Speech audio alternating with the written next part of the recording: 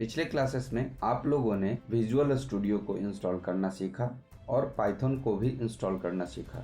साथ ही साथ आप लोगों ने ये भी देखा कि विजुअल स्टूडियो कोड का इस्तेमाल करके हम पाइथन के किसी भी प्रोग्राम को किस तरीके से लिखते हैं और किस तरीके से रन करते हैं। अगर आप चाहते हैं पाइथन का पूरा नोट्स हमें पहले ही मिल जाए तो इसके लिए भी हमने आप लोगों को ऑप्शन दे रखा है।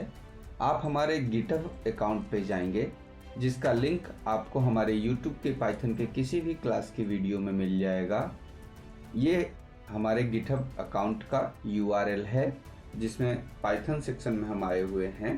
जब आप इसे ओपन करेंगे तो आप पाएंगे कि इसमें एक माइक्रोसॉफ्ट वर्ड का फाइल पाइथन नोट्स 2026 आपको मिल जाएगा, जिस पे क्लिक कर आप पूरे नोट्स को डाउनलोड कर सकते हैं। आप चाहें तो ये पूरा नोट्स यहीं पे भी पढ़ सकते हैं, समझ सकते हैं, और अगर कहीं कोई परेशानी होती है इसको पढ़ने या समझने में तो आप कमेंट सेक्शन में हमसे इसके बारे में पूछ भी सकते हैं। इसमें ये मैटर नहीं करता कि आज पाइथन का कौन सा क्लास चल रहा है। आप कभी भी किसी भी क्लास के दौरान कहीं से भी कोई भी क्वेश्चन जो आपके माइंड में आता है वो कमेंट सेक्शन में आप पूछिए, हम इसका जवाब देने की आपको पूरी कोशिश करेंगे। इसके अलावा हमने आप लोगों की सुविधा के लिए एक और फैसिलिटीज यहाँ दे रखी है। इसी गिटहब अकाउंट में पाइथन सेक्शन में आपको एक फोल्डर मिलेगा पाइथन प्रोग्रामिंग प्रैक्टिस।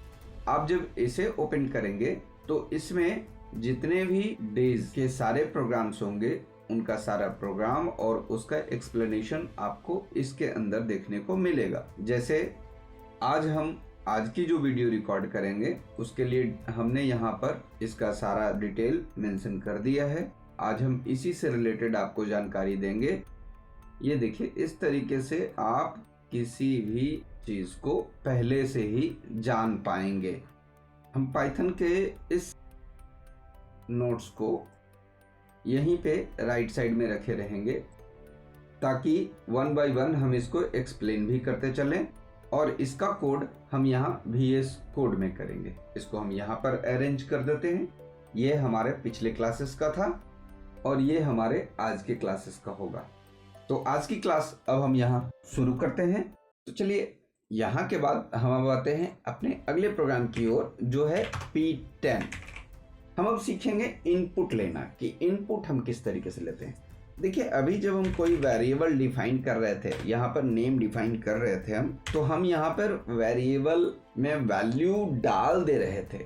इस बार हम वेरिएबल में वैल्यू डाल नहीं रहे हैं, पहले से ही हम पुट नहीं कर रहे हैं, हम इसे बाद में इनपुट लेना चाह रहे हैं। उसके लिए हम यहाँ पर इनपुट लिखे और उसके बाद अपना एक स्ट्रिंग दे दिए। हम कुछ भी नहीं दें तो भी चलेगा, लेकिन हम यहाँ पर एक सेंटेंस लिखते हैं ताकि यूजर को समझ में आए कि करना क्या है। Inter your name.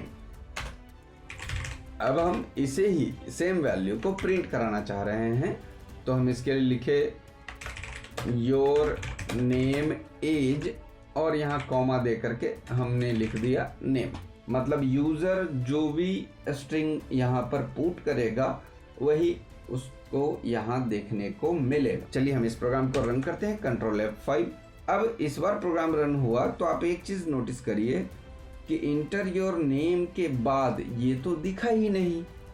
एक्चुअली में यहाँ कोई गलती नहीं है।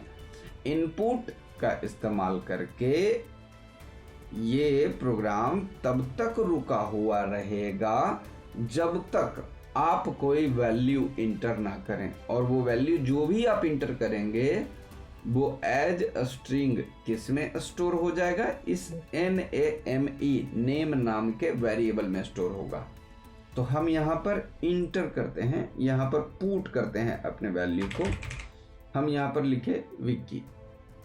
अब जैसे ही हम इंटर की प्रेस करेंगे, समझिए कि हुआ क्या।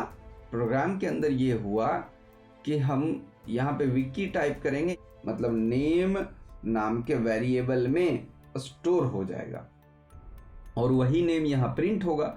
इट मीन्स कि अगला सेंटेंस हमारा जो आएगा वो आएगा योर नेम इज विक्की।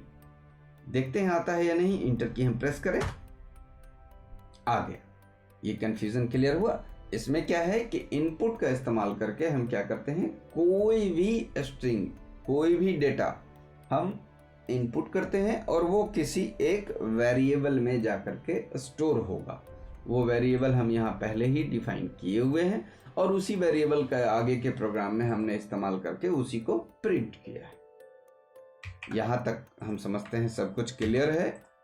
अभी तक आप लोग छोटे छोटे 10 ऐसे प्रोग्राम्स देख चुके हैं जिनको आप प्रैक्टिस कर सकते हैं। इसी प्रकार से यहाँ अगला प्रोग्राम आप देख सकते हैं, एज इनपुट कराया गया है और आप जो एज देंगे, हम जैसा कि अभी थोड़ी देर पहले बोले थे कि जो भी आप पुट करेंगे ये हमेशा एक स्ट्रिंग के तौर पे स्टोर होगा। मतलब एज में आपने अगर 25 डाला तो ये मत समझिएगा कि 25 इज अ नंबर, नहीं, 25 वहां पे एक स्ट्रिंग की तरह इस्तेमाल होगा। मान लेते हैं हम यहाँ पर करते हैं एज बराबर इनपुट इंटर योर एज और प्रिंट योर एज इज यहाँ पर एक कॉमा छूट रहा है। हाँ, अब हम जब इसे कंट्रोल F5 करके रन करेंगे तो ये एज पर रुकेगा। अब हमें कितना चाहिए, तो मान लेते हैं हम यहाँ 25 दिए तो योर एज इज 25। यहाँ पे योर एज इज एक स्ट्रिंग है, ये तो आप अभी तक ऑलरेडी समझ चुके हैं, लेकिन ये आपको ये भी समझना जरूरी है कि ये एज जो आपने पुट किया, जो नंबर आपने पुट किया, वो भी अभी यहाँ पर एज स्ट्रिंग माना जाएगा। इसको दिखाने के लिए, समझाने के लिए हम यहाँ पर जस्ट कुछ नहीं करना, प्रिंट हम जानना चाहते हैं कि इसका टाइप क्या है। एज नाम का ये जो वेरिएबल है इसका टाइप क्या है, हम ये लिख दिए और आप देखेंगे कि 25 के बाद आपको यहाँ पर ये बताएगा कि इसका क्या टाइप है। हम यहाँ पर 25 पुट किए, देखिए ये 25 के बाद हमें बताया कि इसका क्लास जो है वो स्ट्रिंग है। मतलब ये जो है वो स्ट्रिंग है, ये कोई वैल्यू नहीं है। हम अगले प्रोग्राम की ओर अब बढ़ते हैं जो हमारा P12 है। हम चाहते तो एक ही में सारा कुछ दिखा सकते थे, लेकिन आप लोगों की सुविधा के लिए हम ऐसा कर रहे हैं क्योंकि ये फाइल को भी हम अपने GitHub अकाउंट में डाल देंगे ताकि आप उसको वहां से भी चाहें तो कॉपी पेस्ट कर सकें। हालांकि हम ये सजेस्ट नहीं करेंगे कि आप कॉपी पेस्ट करें, हम ये चाहेंगे कि आप एक एक चीज़ों को टाइप करें ताकि समझना और ज़्यादा आसान हो। मान लेते हैं आप अगर ये चाहते ना कि एज +5, तो ये क्या करता है, ये 25 + 5 नहीं करेगा। जैसे हम अगर इसको रन करें और यहाँ 25 दें, सॉरी यहाँ 25 पुट करें, तो ये ऐसा नहीं करेगा कि 30 हमारा एज दिखाएगा, नहीं, ये दिखाएगा योर एज इज 25 + 5, जिसमें चूंकि ये स्ट्रिंग नहीं है तो इसका कोई वैल्यू भी हमें देखने को नहीं मिला, एरर आया। योर एज इज 25 और फिर +5 लिख देगा। देखिए कुछ इस प्रकार से हम यही आप लोगों को समझाना चाह रहे थे। अब है कि कोई इंटीजर वैल्यू अगर हमें इनपुट लेना हो तो क्या करेंगे, जस्ट आपको सिर्फ इतना करना है कि इनपुट जहां पर आप ले रहे हैं उसके पहले आपको डिफाइन कर देना है कि ये जो भी होगा, ये जो इनपुट होगा वो इंटीजर होगा। अब ये नंबर की तरह बिहेव करेगा, आपको यहां पर डिफरेंस नहीं पता चलेगा। हम इसको रन किए, आपके पुराने आउटपुट और इस आउटपुट में आपको डिफरेंस बिल्कुल नहीं दिखेगा। यहाँ पर भी यही जो हमने नंबर दिया वही नंबर दिखा। अब ये स्ट्रिंग है या नंबर है ये आपको बताना बड़ा मुश्किल है, आप नहीं डिफाइन कर सकते। लेकिन अगर आप यहाँ पर, जैसा कि हमने पिछले वाले में दिखाया था कि हम कैसे इसकी जांच करें, तो हम सिर्फ एक सिंपल सा प्रिंट और टाइप लगा देते हैं एज, तो अब ये बताएगा कि ये इंटीजर है। देखिए यहाँ हम 25 दिए, क्लास इसका इंटीजर है, जबकि ये पिछले प्रोग्राम में हमें क्या दिखाया था, ये स्ट्रिंग दिखाया था, ये इंटीजर नहीं दिखाया था। और इस प्रोग्राम में हमें क्या दिखाया, इस प्रोग्राम में हमें ये इंटीजर दिखाया। इसका एक दूसरा भी तरीका है, अगर आप इसको समझना चाहें तो बस यहाँ सिंपल कर दीजिए एज प्लस 5। अब देखते हैं ये इसको ऐड करता है या नहीं करता है। हम फिर से इसको रन करते हैं। अब ये यहाँ 25 अगर पुट करेंगे तो ये योर एज इज 30 दिखाएगा, क्योंकि ये एक इंटीजर वैल्यू है और इसमें हमारा कैलकुलेशंस काम करता है। कोई भी अर्थमेटिकल या लॉजिकल कैलकुलेशंस हम यहाँ कर सकते हैं। तो आप डिफरेंस समझ पा रहे होंगे, एक स्ट्रिंग और एक इंटीजर को। इसके अलावा किस तरीके से हम इनपुट लेते हैं, कोई इंटीजर वैल्यू किस तरीके से इनपुट लेते हैं, कोई स्ट्रिंग किस तरीके से इनपुट लेते हैं। हम ये छोटी छोटी चीज़ों को ही आप लोगों को समझाना चाह रहे थे।